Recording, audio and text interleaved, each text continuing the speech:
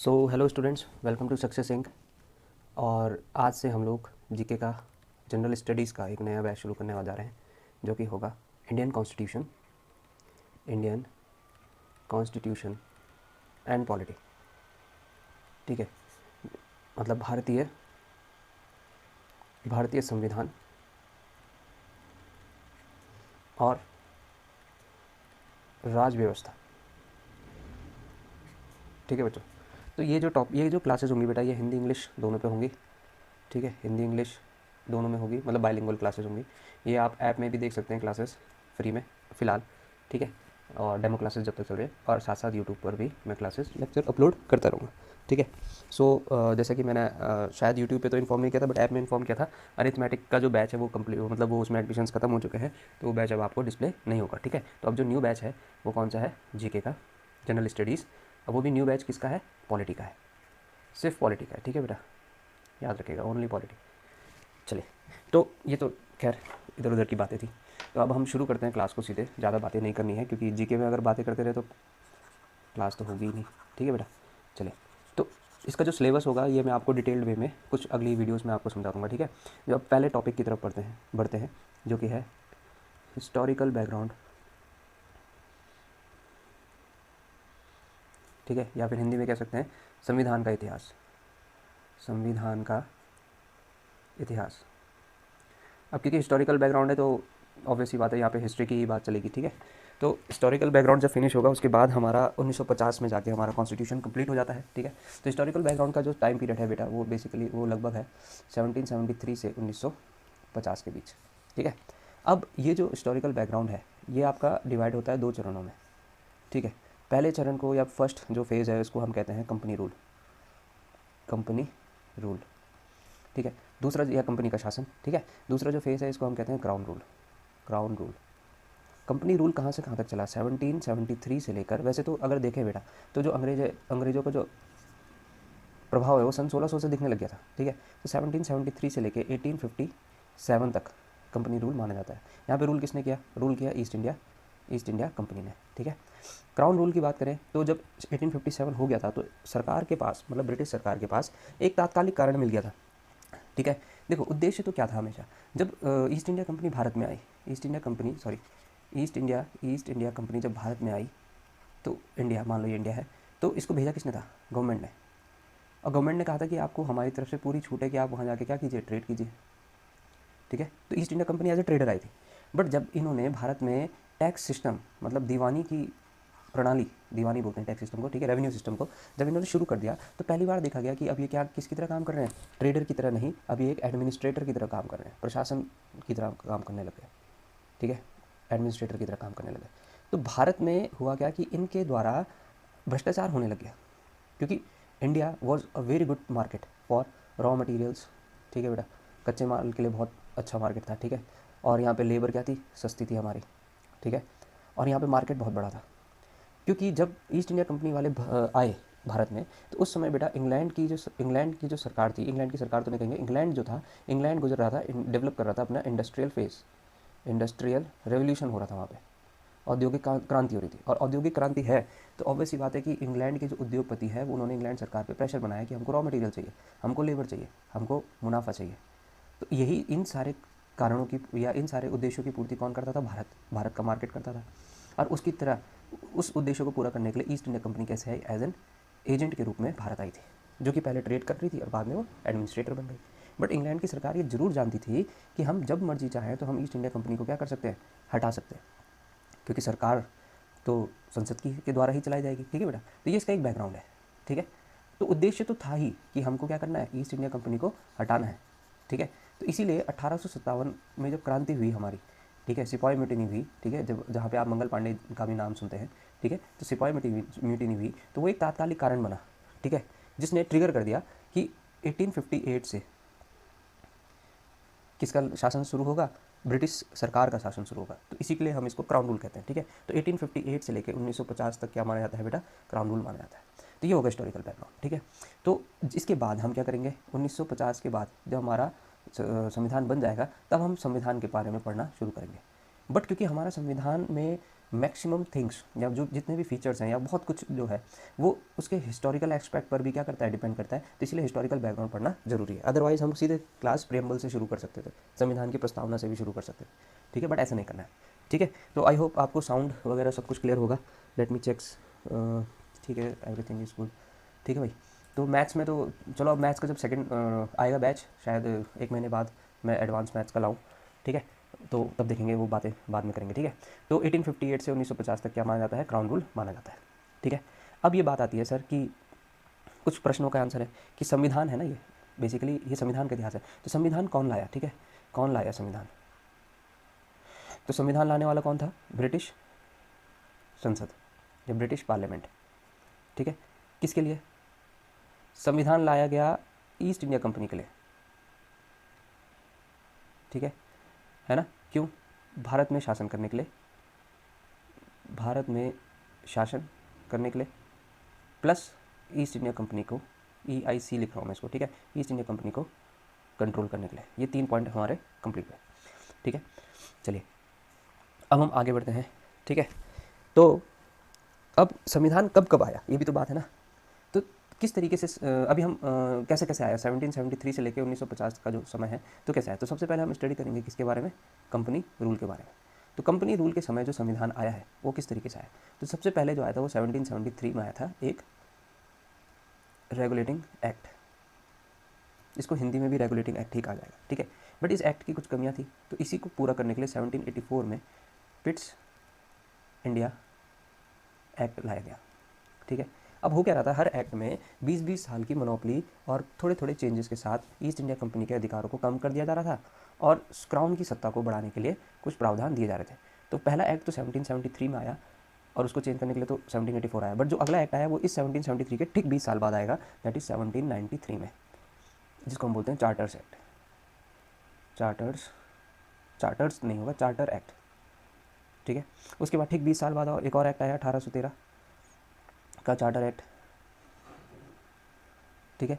उसके बाद फिर एक और आया 1833, 20 साल का गैप है, ठीक है, चार्टर एक्ट,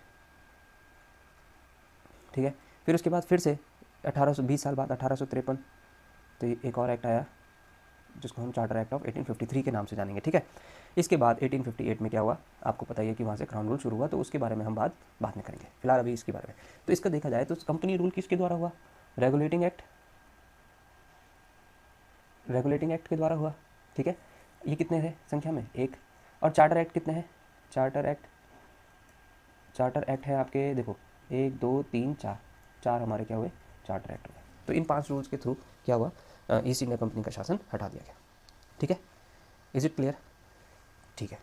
तो अब हम पढ़ते हैं नेक्स्ट पॉइंट पर कि जो हमारा, अब हाँ, इसमें एक बात ये है कि इंपॉर्टेंट एक्ट कौन सा है, ठीक है। तो एग्जामिनेशन पॉइंट ऑफ व्यू से या फिर आप देखेंगे भी हिस्टोरिकल एक्सपेक्ट के पॉइंट ऑफ व्यू से भी जो इंपॉर्टेंट है वो एक तो फर्स्ट वाला एक्ट इज़ वेरी इंपॉर्टेंट, ठीक है। और इसके साथ साथ 1833 का चार्टर एक्ट भी क्या है, इंपॉर्टेंट है, ठीक है भाई, इस चीज़ का ध्यान रखेंगे आप, ठीक है। चलिए तो अब आप हेडिंग डाल दीजिए रेगुलेटिंग एक्ट 1773। चलिए तो रेगुलेटिंग एक्ट के बारे में शुरू करते हैं class. Just minute, let me give a heading. 1773 का रेगुलेटिंग एक्ट, ठीक है बेटा। अब इस रेगुलेटिंग एक्ट में अगर हम देखें, ठीक है भाई, तो क्या क्या चीज़ें इंपॉर्टेंट है? हम ये कह सकते हैं कि इस एक्ट के द्वारा पहली बार क्या क्या काम हुए, ठीक है, मतलब इंपॉर्टेंस क्या है इसकी। तो ये बोल सकते हैं सर, पहली बार क्या, ब्रिटिश गवर्नमेंट का हस्तक्षेप भारत में हुआ, है ना। क्योंकि पहली बार तो ब्रिटिश सरकार ने अपने कंट्रोल को यूज़ करना शुरू किया, ठीक है, उन्होंने हस्तक्षेप करना शुरू किया, ठीक है, इंटरफेयर करना शुरू करा, ठीक। पहली बार एक लिखित संविधान,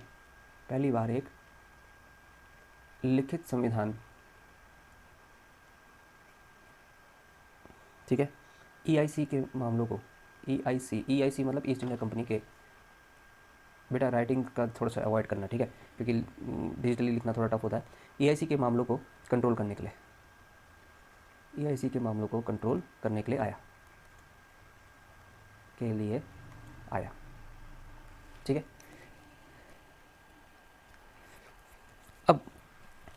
अब इसके प्रावधान समझते हैं कि क्या क्या काम इसने किया है। प्रावधान ही मोस्ट इंपॉर्टेंट होता है किसी भी एक्ट का।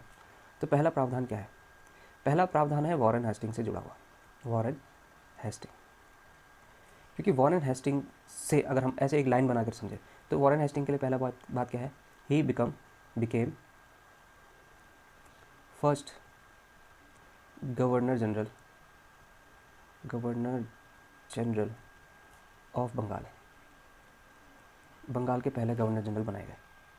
अब हुआ क्या था बेटा, इस प्रावधान को समझो तो हम ये बोल सकते हैं कि प्रावधान में वॉरेन हेस्टिंग के ही अंदर लिख सकते हैं कि वो पहला गवर्नर जनरल बना। इसका मतलब दूसरा पॉइंट बना लो कि गवर्नर ऑफ बंगाल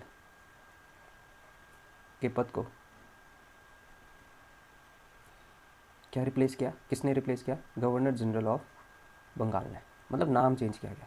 तो बेटा जब नाम चेंज होगा तो याद रखिएगा, ठीक है, जब नाम चेंज होगा तो उसकी पावर भी क्या होगी? बढ़ाई जाएगी। ठीक है, समझ आई बात? तो पावर भी बढ़ाई जाएगी। तो वॉरेन हेस्टिंग पे दो क्वेश्चन आते हैं। पहला कि first governor general of Bengal कौन है? Warren Hasting. ठीक है। और अगर ये क्वेश्चन आए कि लास्ट गवर्नर ऑफ बंगाल कौन है, तो वो भी कौन होगा? वॉरेन हेस्टिंग होगा। ठीक है। इन्होंने प्रावधान क्या था कि गवर्नर ऑफ बंगाल के पद को हटाकर इन्होंने क्या बनाया? गवर्नर जनरल ऑफ बंगाल बनाया। ठीक है। अब इसके बारे में थोड़ा और समझते हैं, या सेकंड पॉइंट बना के लिख लीजिए आप। ठीक है। 3 प्रेसिडेंसीज कौन कौन सी? बम्बई, जस्ट मिनट, 3 प्रेसिडेंसीज थी। पहली थी आपकी बम्बई, मद्रास और बंगाल। ठीक है। तो तीनों प्रेसिडेंसी जो थी, तो इसमें हुआ क्या? इसमें हम अगर पॉइंट में लिखना चाहे तो ये लिख सकते हैं कि बंगाल प्रेसिडेंसी का केंद्रीयकरण किया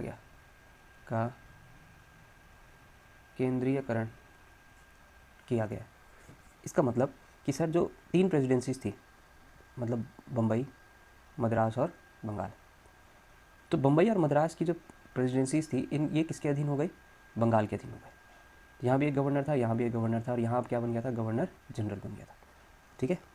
इतनी बात आपको समझ आए कि बंगाल प्रेसिडेंसी का क्या क्या केंद्रीकरण किया गया। अब होगा क्या, इसके बारे में समझते हैं। बम्बई और मद्रास के बारे में समझते हैं। ठीक है। अब बम्बई और मद्रास की प्रेसिडेंसी को क्या करना था? प्रशासन में जितने भी आर्थिक मामले, ठीक है बेटा, आर्थिक मामले प्लस कोई भी युद्ध संबंधी जानकारी या फिर कोई भी संधि मतलब ट्रिटी, ठीक है, कोई भी डील, अगर नॉर्मल शब्दों में बोलें, कोई भी अगर डील करते हैं, ठीक है, ट्रिटी करते हैं, संधि करते हैं, तो इन सारी की इन्फॉर्मेशन, इन सब की इन्फॉर्मेशन किसको देनी थी? बंगाल के गवर्नर जनरल को देनी थी। किसने? मद्रास और मुंबई के गवर्नर्स ने। ठीक है। Is it clear? ठीक है। थर्ड पॉइंट, गवर्नर जनरल की सहायता के लिए, गवर्नर जनरल ऑफ बंगाल, ठीक है, गवर्नर जनरल की सहायता के लिए एग्जीक्यूटिव काउंसिल बनाया गया, जिसको हम हिंदी में बोल सकते हैं परिषद का निर्माण। ठीक है सर। इस परिषद एग्जीक्यूटिव काउंसिल में कितने मेंबर्स थे? 4 मेंबर्स थे। कौन कौन थे? पहले का नाम था वॉरवेल, ठीक है। दूसरा था फ्रांसिस,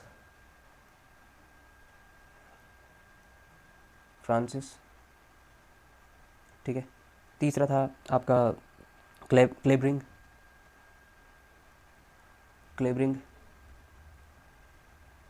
और the fourth member was monsoon,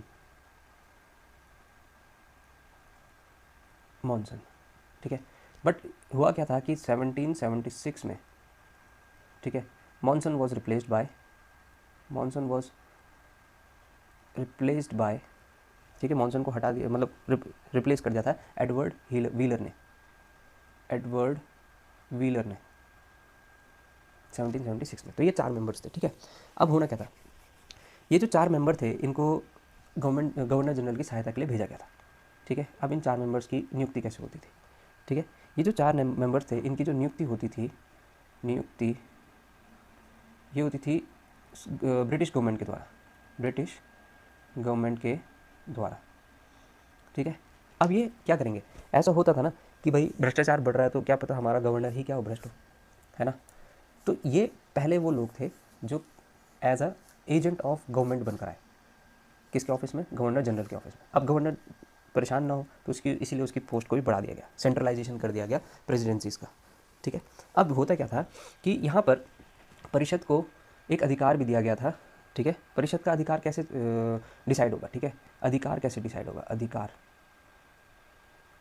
देखो किसी भी मामले में अगर इनको डिसीजन लेना है तो 4 तो सदस्य हो गए और एक गवर्नर जनरल ऑफ बंगाल हो गया, तो टोटल कितने हो गए, 5। अब बहुमत कैसे बनेगा, 3:2 में, जिस तरफ 3 लोग जाएंगे मैक्स मिनिमम, तो वो क्या माना जाएगा, एक बहुमत माना जाएगा, 3:2 का बहुमत, ठीक है सर। चलिए third point, sorry not third, fourth point क्या है कि पहले ईस्ट इंडिया कंपनी को प्रोपराइटर्स चलाते थे,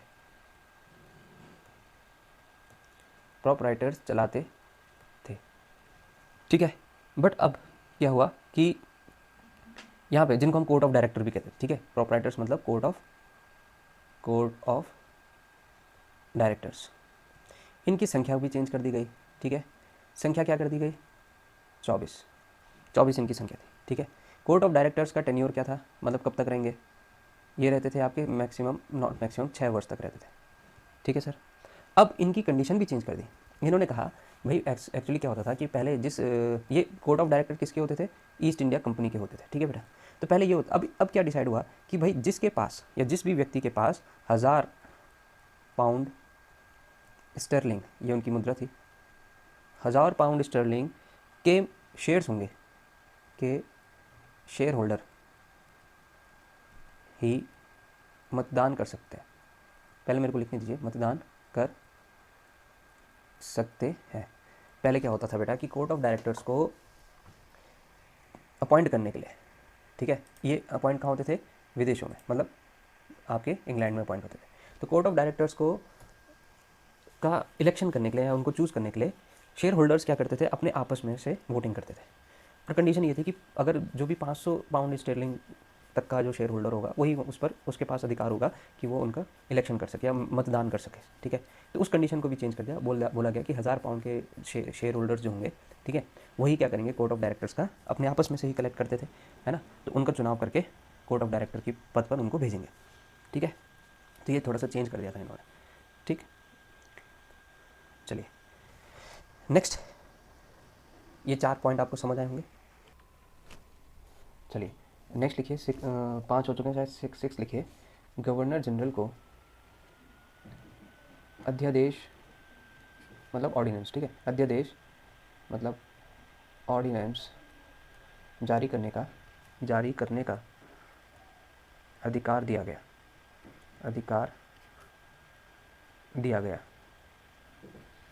ठीक है भाई। नेक्स्ट 7 पॉइंट, 1774 में कलकत्ता में सुप्रीम कोर्ट की स्थापना की गई, ठीक है भाई। अब वॉरेन हेस्टिंग याद है ना, मैंने आपको मेन नाम क्या दिया था सबसे पहले, वॉरेन हेस्टिंग, ठीक है भाई। तो 1774 में क्या हुआ, सुप्रीम कोर्ट की स्थापना की गई, ठीक है। अब इस सुप्रीम कोर्ट के बारे में थोड़ा सा हमको और जानना है, ठीक है भाई। सुप्रीम कोर्ट के ही अंडर में या इसी के सब पॉइंट्स लिखिए, ठीक है। इसके प्रमुख न्यायाधीश, चीफ जस्टिस किसको बनाया गया, not Lord, she was lady, ठीक है, शी वॉज नॉट लॉर्ड तो किसके लिए कहा जाता था, पुरुषों के लिए, ठीक है, शी वॉज लेडी, ठीक है। तो ये बनाया गया एलिजा एम्पे, ठीक है भाई, एलिजा एम्पे को चीफ जस्टिस बनाया गया, ठीक है। कब बनाया गया, सुप्रीम कोर्ट 1774 में, कहाँ, कलकत्ता में। चीफ जस्टिस कौन थे इनके, एलिजा एम्पे, ठीक है। अब इसके साथ साथ यहाँ पर 3 अदर जजेस की भी नियुक्ति हुई, ठीक है सर। कौन कौन है वो 3 जजेस, लॉर्ड हाइड, लॉर्ड चैम्बर्स और नेक्स्ट है लॉर्ड लिमेंस्टर, LIMANSTER, लिमेंस्टर, ठीक है भाई। चलिए अब कंडीशन क्या आई सर, कंडीशन ये आई जो 8th पॉइंट है यहाँ से आपको समझ आएगा कि ये विफल क्यों रहा ये वाला, ठीक है। अब होना क्या था कि जो गवर्नर जनरल है, गवर्नर जनरल को मतलब गवर्नर जनरल देखो अब हायरार्की इन्होंने क्रिएट करना शुरू कर दिया, ठीक है भाई। कैसे अभी समझाता हूँ, हायरार्की तो लास्ट में समझाऊंगा। गवर्नर जनरल को अपनी विधियों या विनियमों को मतलब ये जो लॉ एंड ऑर्डर बनाएगा, कौन? Governor general. Law and order जो भी बनाएगा गवर्नर जनरल ऑफ बंगाल, है ना, को सुप्रीम कोर्ट के सामने, सुप्रीम कोर्ट के समक्ष पंजीकृत करना था। पंजीकृत मतलब रजिस्टर्ड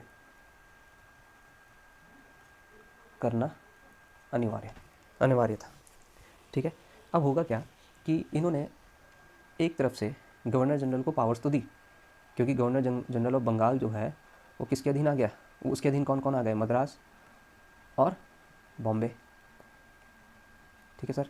और इस गवर्नर जनरल के साथ साथ इन्होंने क्या दे दिया? 4 मेंबर्स भी दे दिए, 4 सदस्य भी दे दिए अपने, ठीक है सर। इसके साथ साथ इसने क्या करना है, अब जो भी ये लॉ एंड ऑर्डर बनाएगा ये अब उनका रजिस्ट्रेशन पहले कहाँ कराएगा? सुप्रीम कोर्ट में करवाएगा, और उसके बाद जाके वो चीज़ें क्या होंगी? आगे बढ़ेंगे, ठीक है भाई। लॉ एंड ऑर्डर एग्जीक्यूट किया जाएगा। तो बेसिकली पावर्स तो दी गई हैं और दूसरी तरफ से प्रेशराइज भी किया गया है, ठीक है। अब इस कारण क्योंकि इन्होंने अब ये जो व्यवस्था बनाई 8 प्रावधानों के साथ मिलकर, ठीक है भाई, 8 प्रावधानों के साथ मिलकर जो व्यवस्था बनाई, इसकी वजह से कुछ यहाँ पे क्या आई? लिमिटेशंस आई, ठीक है सर। अब हम समझेंगे इनकी इस एक्ट की लिमिटेशंस, इसकी सीमाएं क्या क्या थी, सीमाएं, ठीक है सर। पहली सीमा तो ये थी बेटा कि बहुत बार governor general versus Madras plus Bombay हुआ, ठीक है, अभी समझने के लिए लिखो, ठीक है। गवर्नर जनरल वर्सेस मद्रास और बम्बई, साथ साथ governor general versus supreme court भी होता रहा, ठीक है भाई, सुप्रीम कोर्ट भी होता रहा, ठीक है। इसका मतलब अर्थात लिखे, अर्थात इनके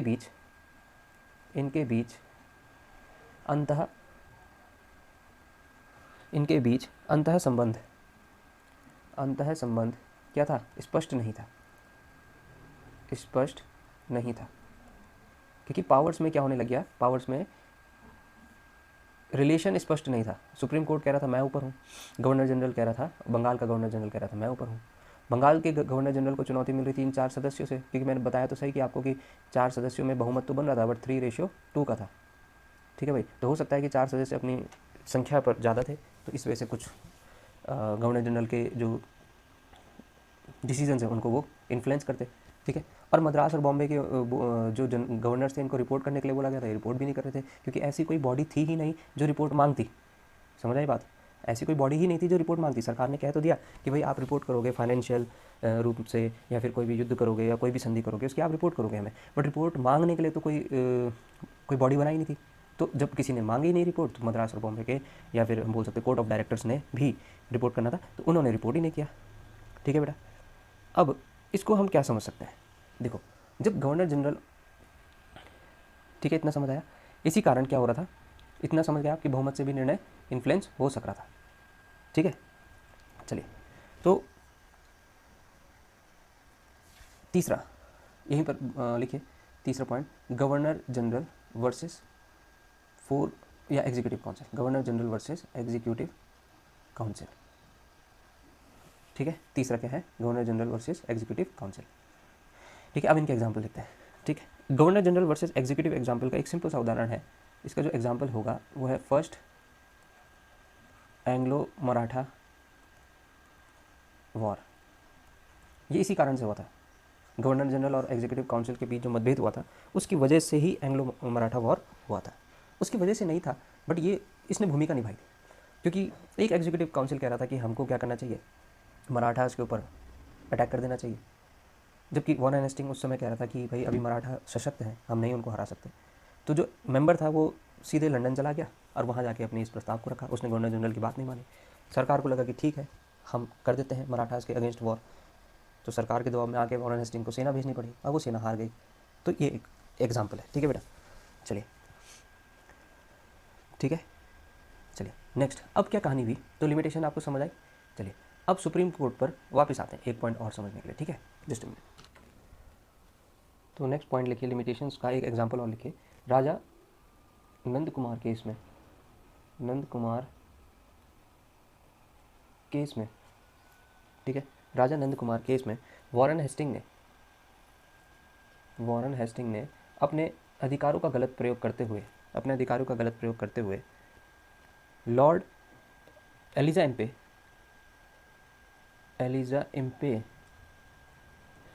के द्वारा नंद कुमार को फांसी की सज़ा सुनाई दी। ठीक है बेटा, पहला पॉइंट ये फैक्ट है एक तरीके से कि भाई एक राजा नंद कुमार का केस हुआ था जिसमें वॉरेन हेस्टिंग ने अपने अधिकारों का गलत यूज़ किया, और लॉर्ड एलिजा एम्पे जो कि सुप्रीम कोर्ट की क्या थी, चीफ जस्टिस थी, उन्होंने नंद कुमार को फांसी की सज़ा सुनाई। ठीक है, तो ये बात किसको पता चली सर, ये बात पता चल गई क्राउन को।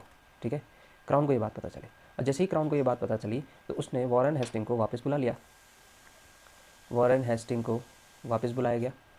ठीक है, वॉरेन हेस्टिंग को वापस बुलाया गया और उस पर लंदन में महाभियोग लगाया गया। महाभियोग मतलब उसको इम्पीच किया गया, इम्पीचमेंट हुआ,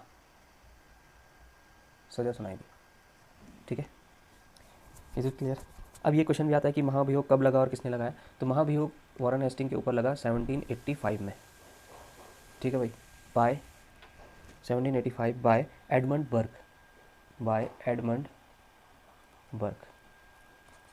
बर्ग ने क्या किया, महाभियोग लगाया। ठीक है, तो वॉरेन हेस्टिंग इसलिए इंपॉर्टेंट हो गया। 3 अच्छे फैक्ट यहाँ पे हैं आपके पास कि भाई ये लास्ट गवर्नर ऑफ बंगाल था। ठीक है, first governor general of Bengal था और पहला गवर्नर ऐसा था जिसके ऊपर क्या लगा, महाभियोग लगाया गया।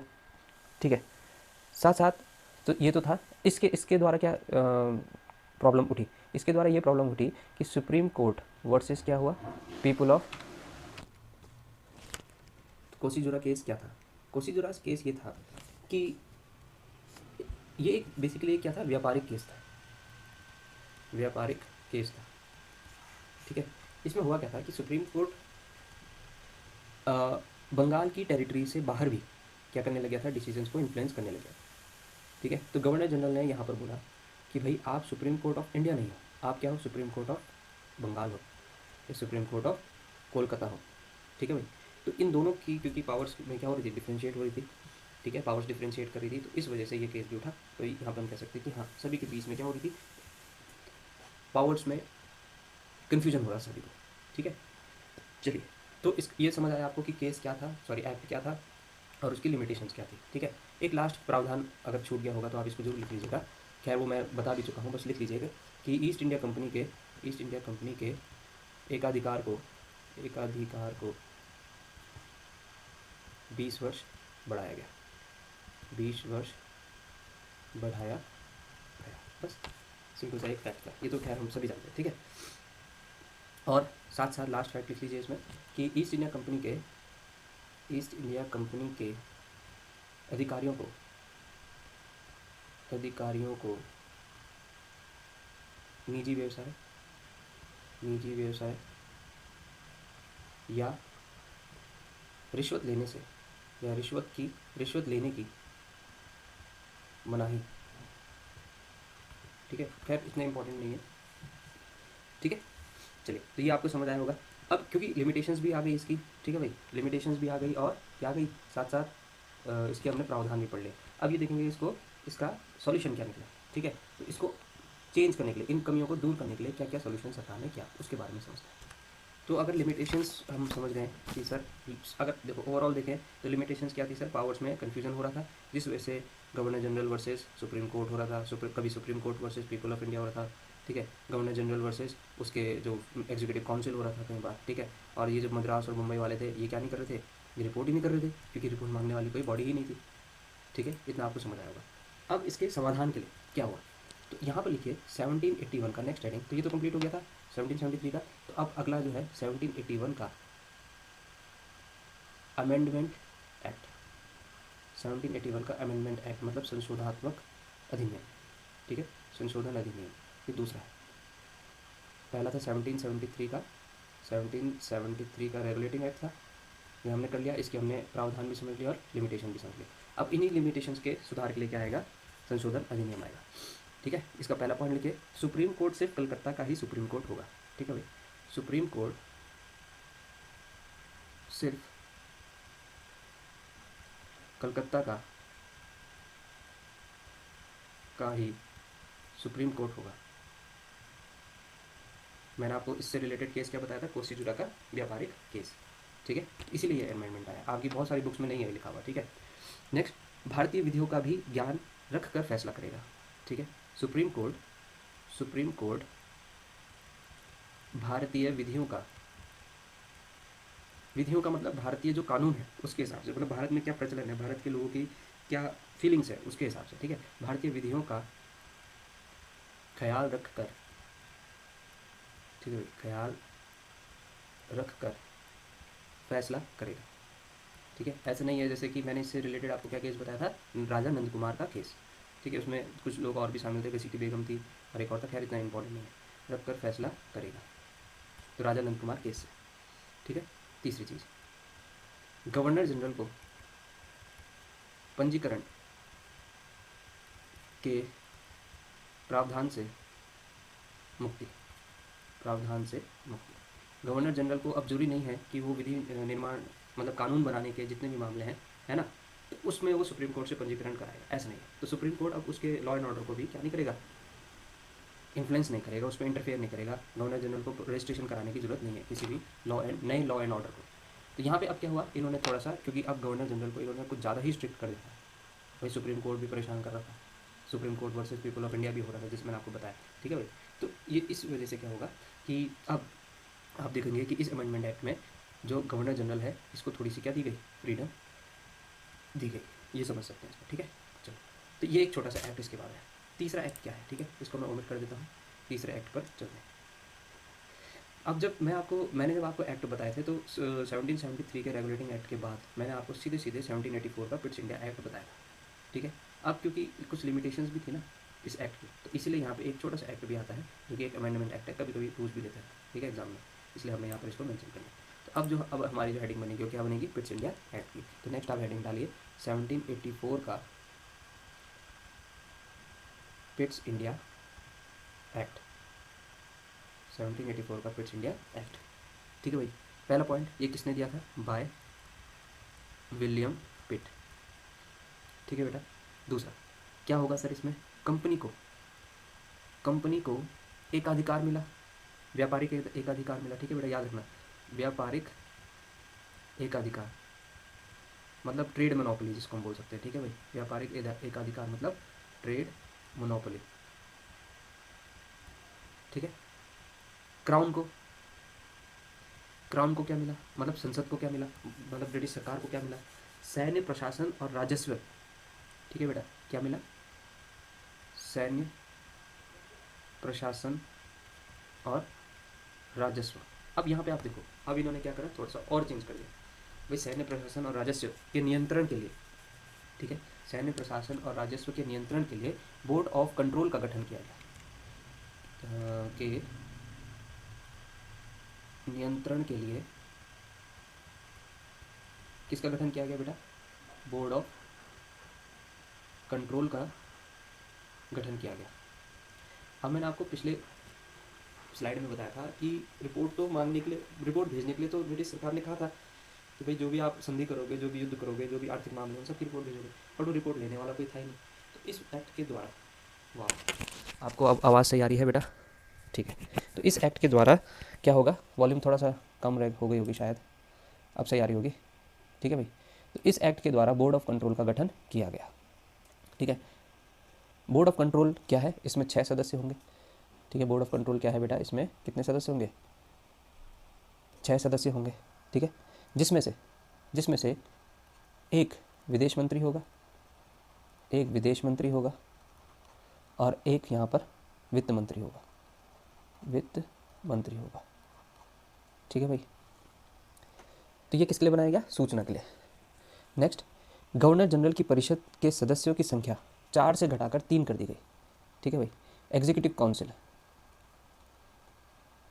जिसको हम परिषद बोल रहे थे, गवर्नर जनरल का परिषद, तो इनकी जो संख्या थी 4 से घटाकर 3 कर दी गई। ठीक है, अब अगर 4 से घटाकर 3 कर दी गई तो देखो पहले बहुमत कितने का था, 4 + 1 5 था, और 5 जो डिवाइड होता था 3:2 में। अब ये कितने का हो जाएगा सर, 3 + 1 4, क्योंकि 3 तो सदस्य हो गए, एक गवर्नर जनरल हो गया, तो टोटल हो गए 4। अभी डिवाइड किससे होगा, बहुमत किससे डिसाइड होगा, 2:2 से। बट याद रखना जिस साइड, ये ऐसे तो नहीं कहेंगे जिस साइड, मैं समझा दूंगा, बट हम ये बोलेंगे कि गवर्नर जनरल का मत निर्णायक होगा, गवर्नर जनरल का मत निर्णायक होगा। ठीक है भाई, कहने का मतलब जिस साइड गवर्नर जनरल होगा, देखो भाई 2:2 बन गया ना, भी 2 हाँ बोल रहे हैं 2 ना बोल रहे हैं, बट जिस साइड गवर्नर जनरल होगा वो साइड सही मानी जाएगी, या उसी के अकॉर्डिंग क्या होगा, डिसीजन लिया जाएगा। ठीक है बेटा, तो ये एक इंपॉर्टेंट है, मताधिकार जो इनको मिला, एग्जीक्यूटिव काउंसिल का जो मताधिकार है वो किस तरीके से बना, मताधिकार बोलते हैं इसको। ठीक है, मताधिकार जो है, वोटिंग राइट्स जो है वो अब 2:2 में डिवाइड हो जाएगी। ठीक है, नेक्स्ट जो इस प्रावधान में है, पिट्स इंडिया वाले में, नेक्स्ट लिखे कि विधि निर्माण को छोड़कर, विधि निर्माण मतलब लॉ मेकिंग को छोड़कर मद्रास और मुंबई के सभी मामले अब, ठीक है भाई, मद्रास और बम्बई के सभी मामले गवर्नर जनरल की परिषद के अधीन थे। किसके अधीन आएंगे, गवर्नर जनरल की परिषद के अधीन हो जाएंगे। ठीक है भाई, ये भी क्लियर कर दिया उन्होंने। ठीक है, कि जितने भी विधि निर्माण तो मद्रास का गवर्नर और बम्बई का गवर्नर अपने अकॉर्डिंग करेंगे। ठीक है, बट इनकी विधि निर्माण को छोड़कर जितने भी मामले हैं वो सब किसके अधीन आ जाएंगे, एग्जीक्यूटिव काउंसिल के अधीन आ जाएंगे। ठीक है, और फिर इसी के बाद लास्ट पॉइंट ये है कि मैं थोड़ा ऊपर पे लिख लेता हूँ लास्ट पॉइंट, कि 1786 में, क्योंकि आपको पता है 85 में तो क्या हो गया था, विलियम बेंटिक बोल रहा हूँ, वॉरेन हेस्टिंग के ऊपर महाभियोग लग गया था लंदन में, है ना। ठीक है बेटा, अभी बताया था पिछली क्लास में। ठीक है, तो 1786 में लॉर्ड कॉर्नवालिस को गवर्नर जनरल के साथ साथ कमांडर इन चीफ बना दिया गया।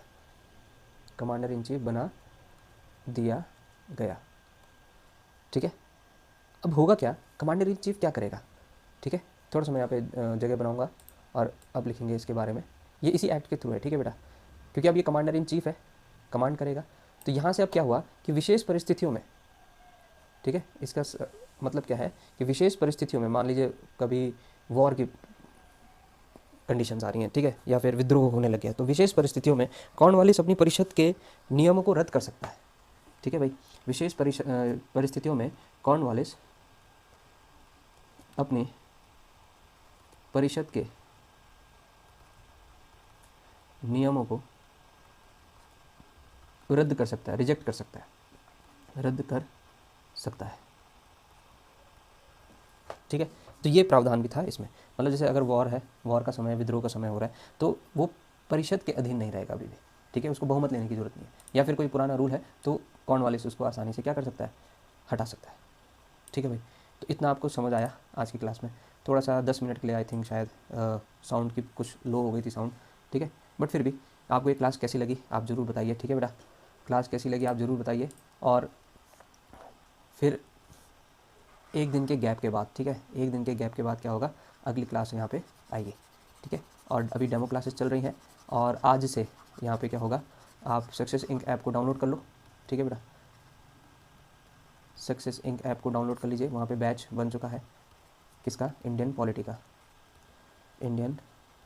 का, तो जो स्टूडेंट ज्वाइन करना चाहते हैं उसको ज्वाइन कर सकते हैं।